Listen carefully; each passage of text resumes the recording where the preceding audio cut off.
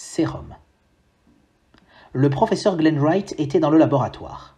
Il expérimentait quelques nouveaux sérums de son cru sur des cultures de neurones de précognitifs.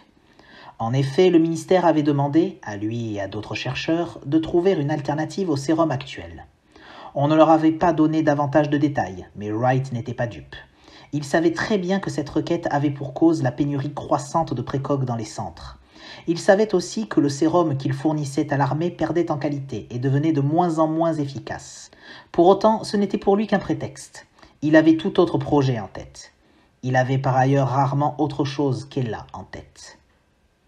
Cela faisait maintenant 10 mois que sa fille Ella, alors âgée de 16 ans, avait mis fin à ses jours. Il l'avait trouvée un soir en rentrant du travail, dans la baignoire, les poignets entaillés, gisant dans son propre sang. Elle lui avait laissé une lettre, une simple lettre pour expliquer son geste, mais qui avait tout changé. Ella Wright confiait à son père, à travers ces dernières lignes, qu'elle n'était pas comme les autres, qu'elle était entrée en phase active, qu'elle était une précogue. Pareille à ceux que son père comparait avec mépris à des légumes et autres plantes en pot. Elle refusait de prendre le risque que son propre père ne la considère plus comme un être humain. Ou pire, qu'il la dénonce pour en faire un cobaye condamné à être ponctionné jusqu'à sa mort. Autant mourir tout de suite, autant rejoindre sa mère. Glenn Wright avait eu droit à un arrêt de 4 mois. Mais sans grande surprise, il ne s'en était jamais remis. Il n'avait à présent plus rien à perdre. Combien de filles et de fils se trouvaient encore dans ces abominables centres, identiques à celui qu'il dirigeait ? Comment pouvait-il encore se regarder dans la glace chaque matin après ça ? C'en était trop, il devait agir. Mais pour la première fois de sa vie, ce serait en faveur des psioniques. Voilà pourquoi, depuis qu'il avait repris son poste, il n'avait de cesse de mettre au point un sérum d'un genre inédit. Un sérum inhibiteur, capable d'annuler définitivement les pouvoirs de n'importe quel psionique. Une chance pour chacun de garder son statut de citoyen et son appartenance à l'humanité. Une chance de sauver des vies, de sauver des familles. Ce matin, il touchait au but. Les résultats se montraient enfin concluants. Il sourit, victorieux. Son premier sourire depuis 10 mois. On toqua à la porte. « Professeur Wright, 2 personnes vous demandent. »« Je suis occupé, » répondit-il irrité. « Qu'ils repassent plus tard. »« Ils insistent pour vous voir immédiatement. Ils appartiennent au service de recrutement des précognitifs. » Wright soupira. « Des grade-papiers du SRP, manquait plus que ça. Dites-leur que j'arrive. » Une fois sorti du laboratoire, il tomba nez à nez avec un homme plutôt grand et une femme plutôt petite, tous deux ayant une posture et une tenue relativement strictes. « Professeur Glenn Wright ?» demanda l'homme d'un ton précieux en s'avançant vers lui. « Médecin biologiste et directeur de ce complexe ?»« Oui, c'est moi, » répondit sobrement l'intéressé. « Enchanté, » dit l'homme en lui tendant la main. « Stanton Miller, SRP, division CQR. »« CQR ?» s'étonna Wright. « Contrôle qualité et recensement. Et voici mon assistante, mademoiselle Mick, » l'interrompit la femme en tendant elle-même sa main au professeur. « Patricia Mick, ravie de vous rencontrer. » Wright les considéra avec circonspection. « Quel est l'objet de votre visite ?»« Eh bien, notre intitulé n'est-il pas suffisamment clair ?» dit Stanton Miller en ricanant, quelque peu hautain. « Contrôle qualité de vos installations et recensement de vos précognitifs. » Wright fronça les sourcils. « Que je hais les bureaucrates, pensa-t-il. » Il s'éloigna du laboratoire pour se diriger vers un autre bâtiment. « Suivez-moi, » grommela-t-il. Stanton Miller et Patricia Mick lui emboîtèrent le pas. « Sur votre droite, » dit Wright, « c'est le hangar réservé au stationnement des véhicules. J'imagine que c'est la première chose que vous avez vue en arrivant. »« En effet, » rétorqua Miller. « C'est par là que sont livrés les nouveaux précognitifs, et également par là que l'on expédie notre sérum pour l'armée. » « Et en ce qui concerne les corps des précogs après leur décès, » s'enquit Miss Mick, « ils ne quittent pas les lieux. Quand ils ne nous servent plus, ils finissent dans l'incinérateur juxtaposé au centre de ponction. » Ils entrèrent dans le dit centre. Le bâtiment était grand et austère, haut de plafond et dénué de fenêtres. On aurait pu croire à un entrepôt si un personnel en blouse blanche ne s'affairait entre des rangées de lits médicalisés s'alignant le long des murs, eux-mêmes blancs. Sur ces lits, dont une partie non négligeable était vide, des personnes inconscientes étaient allongées. Perfusés, branchés à toutes sortes de sondes, câbles et machines. Wright prit la parole. « Tous nos sujets sont maintenus dans un coma artificiel. Cependant, leurs organes vitaux restent tout à fait autonomes. Leur cœur et leurs poumons fonctionnent parfaitement sans aide. Comme vous pouvez le voir, leurs constantes sont mesurées en permanence et leur état de santé surveillé de près. Les prélèvements de liquide cérébrospinal se font via ces pompes automatiques, dont les réglages sont ajustés quotidiennement. Et de ce nectar, nous faisons du miel pour nos courageux soldats dans notre laboratoire. » Tout en l'écoutant, Miller contemplait ce spectacle singulier pendant que Miss Meek prenait des notes. « Certaines mauvaises langues nous qualifient de fermes à précogs et assimilent ce que nous faisons ici à de l'élevage en batterie, » poursuivit Wright. « Je vois plutôt cela comme une serre. Constatez, nous sommes plus proches d'un verger ou d'un potager que d'une étable ou d'un poulailler. Nous ne faisons de mal à personne, nous nous occupons d'êtres vivants non conscients, végétatifs, nous en prenons soin et nous nous contentons de récolter en échange un peu de leur sève, si je puis dire. » En prononçant froidement ce discours plus que rodé, Wright se répugnait lui-même. C'était pourtant bien ce dont il était convaincu autrefois, ou du moins essayait-il de se convaincre. « Drôle de jardin, pour sûr. Mais comment vos sujets sont-ils classés ?» demanda alors Miller. « Comment vous y retrouvez-vous ?»« Nous les rangeons par ordre d'arrivée. Le sujet féminin là-bas, par exemple, est le dernier à avoir été intégré au système, il y a quelques mois. » Miss Meek s'avança vers la précogue, suivie par les deux hommes. « N'est-elle pas un peu jeune ?» interrogea-t-elle en la dévisageant. « Elle est majeure si c'est ce qui vous inquiète, » répondit sèchement Wright. « C'est la loi, nous la respectons. De plus, ce sont ses propres parents qui l'ont livrée au SRP. » Il y eut un silence. « Gardez à l'esprit, mademoiselle, continua-t-il, que les psioniques entrent généralement en phase active entre 15 et 25 ans. »« Je sais, professeur, » rétorqua Miss Meek d'un ton légèrement acide, « tout comme je sais que cet éveil parapsychique semble dépendre de facteurs aléatoires et aucunement héréditaires. Sinon, votre centre ne serait pas si dépeuplé. » Miller crut s'étouffer. Il écarquilla les yeux et son teint vira au cramoisi. Wright se contenta d'un sourire malicieux. « Il est vrai que malgré l'arrivée récente de P-142, reprit-il, on ne peut pas dire qu'il y ait foule par chez nous. » « 142 » répéta Miller, qui reprenait son souffle ainsi que des couleurs plus naturelles. « Le 142e sujet à nous avoir rejoints depuis l'ouverture du centre. Je reconnais volontiers qu'aujourd'hui, nous sommes loin de ce compte. » P-142. Il ignorait son vrai nom. Il ignorait presque tout d'elle en réalité, comme pour chacun des précogs du centre en définitive. Il savait juste qu'elle avait environ 19 ans, à peine plus qu'Ella si... Et là, elle lui ressemblait tant. La première fois qu'il avait vu son visage, ce fut un véritable choc, un second élément déclencheur. Désormais, finaliser son sérum inhibiteur ne suffisait plus. Il avait une seconde chance. Il devait absolument la faire sortir d'ici. S'il ne devait en sauver qu'une, à défaut de pouvoir les libérer tous, ce serait elle, quoi qu'il en coûte, pour Ella. Une semaine s'était écoulée. Le professeur Glenn Wright avait ainsi pu soigneusement préparer son plan. Il était très tard, la nuit était tombée depuis plusieurs heures. Le complexe demeurait plongé dans la pénombre, les quelques rares lampadaires allumés restant insuffisants pour offrir un bon éclairage. Tandis que Wright quittait le laboratoire pour se diriger d'un pas décidé vers le centre de ponction, proprement dit, il fut aveuglé par un faisceau lumineux, provenant d'une lampe torche. « Halt, qui va là ?» L'interpella un garde prêt à dégainer son pistolet. « Repos, soldat !» ordonna calmement Wright, une main levée devant les yeux pour réduire son éblouissement. « Oh, c'est vous, professeur Wright !» s'exclama le garde en baissant sa lampe et en refermant son holster.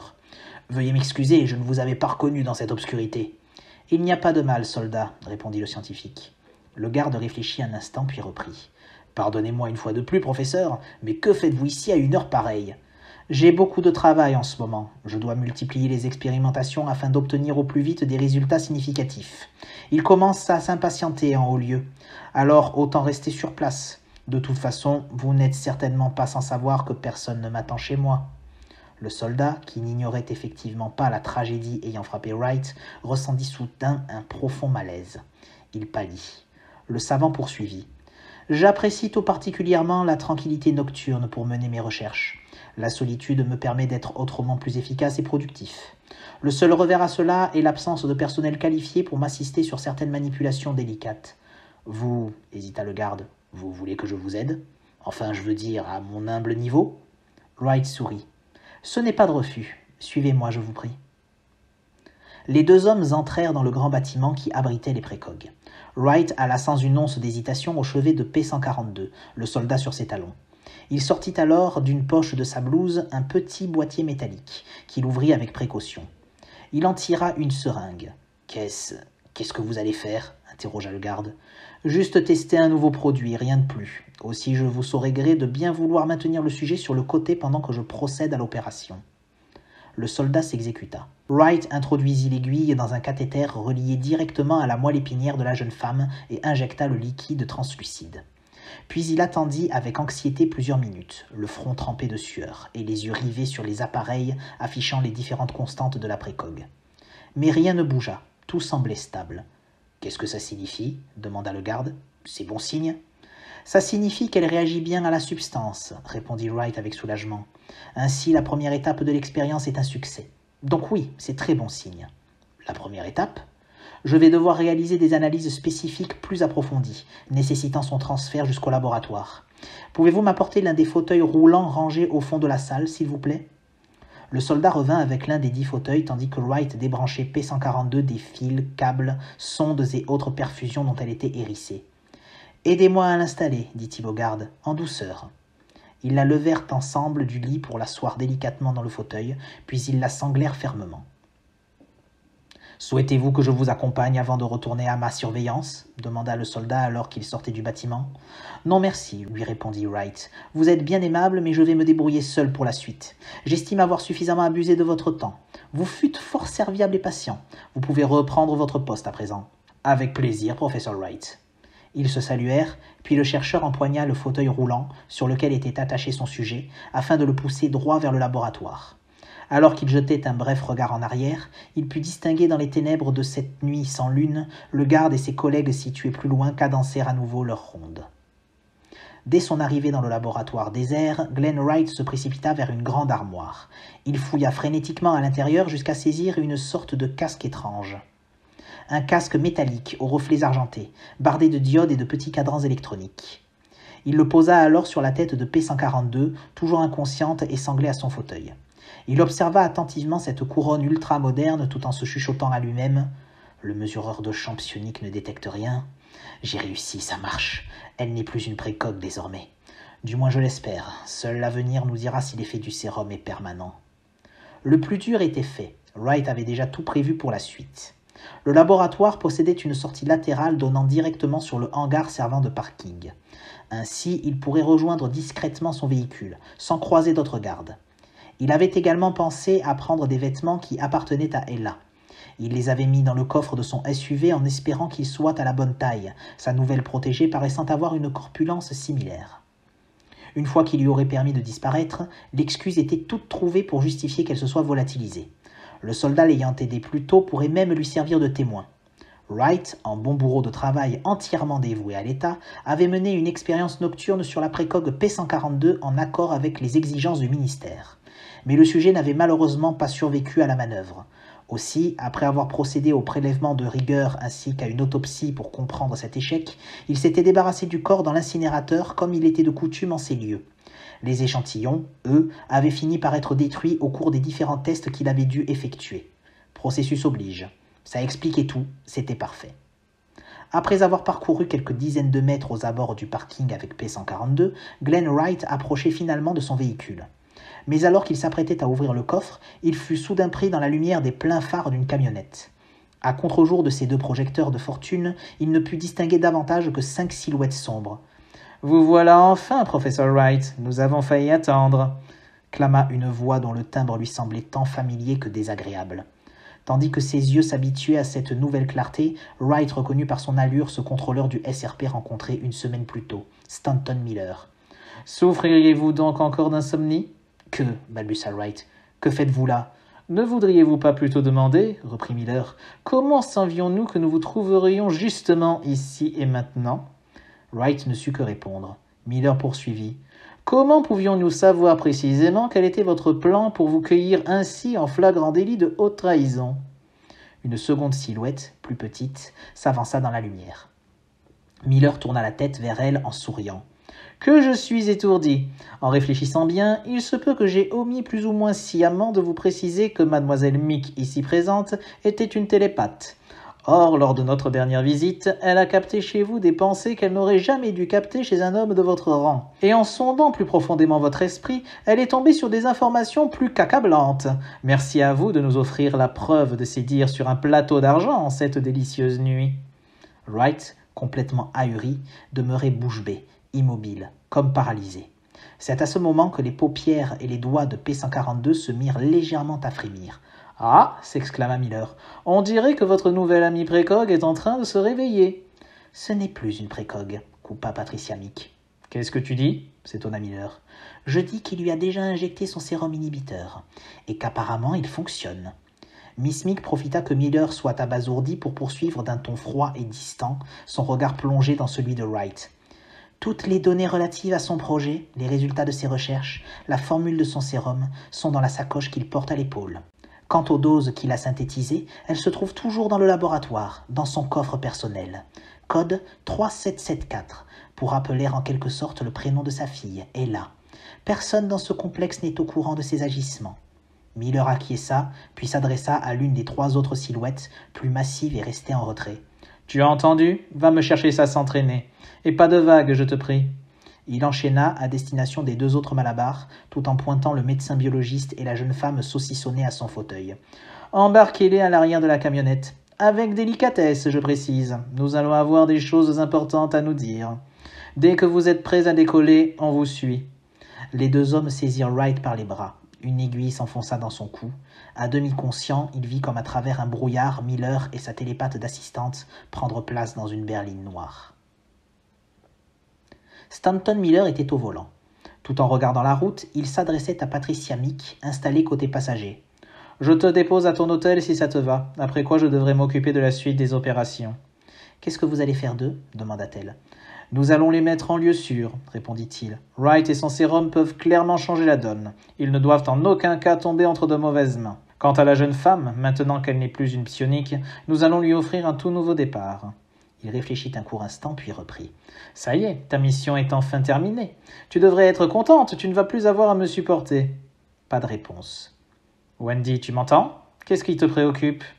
Perdue dans ses pensées, Patricia Meek, qui s'appelait en réalité Wendy Collet, lui rétorqua. « C'est vrai, mais maintenant je suis convoquée chez le directeur du SRP, le colonel Runsitter, et je n'ai aucune idée de ce qu'il peut bien me vouloir. »« C'est peut-être pour te recruter, » conjectura Miller. « Ainsi tu deviendrais ma collègue pour de bon plutôt que de rester un agent infiltré. »« Tu crois ça, toi ?» railla Wendy. « Tu vois vraiment le SRP inclure une télépathe d'État dans ses rangs à temps plein ?»« Pourquoi pas ? » Ne sois pas ridicule, Runsitter nous méprise bien trop pour ça.